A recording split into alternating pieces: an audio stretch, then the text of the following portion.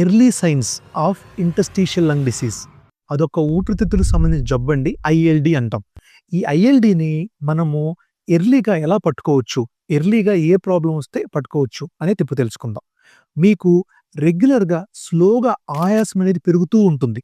మీరు గనక జాగ్రత్తగా అబ్జర్వ్ చేస్తే అందరం ఏమనుకుంటాము, కొంచెం 2 ఫ్లోర్స్ ఎక్కుతున్నాం కదా అందుకే ఆయాసం వస్తుంది, లేదంటే ఏజ్ పెరుగుతుంది కదా ఆయాసం వస్తుంది అనుకుంటాం.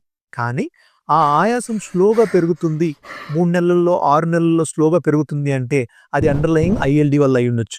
ఇంకొకటి, రెగ్యులర్గా డ్రై కాఫ్ వస్తుంది, cough more than 2 weeks 3 weeks అయినా తగ్గటం లేదు, అది కూడా ఐఎల్డి అవ్వచ్చు.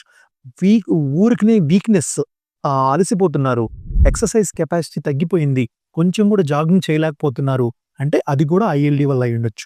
సో ఇలాగా ఈ ఎర్లీ సైన్స్ ఆఫ్ గనక చూసుకుంటే మనము ఈ డేంజరస్ ఉన్న ఇంటర్స్టిషియల్ లంగ్ డిసీజ్ని త్వరగా మనం ఐడెంటిఫై చేయవచ్చు. దీని గురించి ఫుల్ ఇన్ఫర్మేషన్ కావాలంటే మన నెక్స్ట్ లాంగ్ వీడియోని చూడండి. నమస్తే అండి.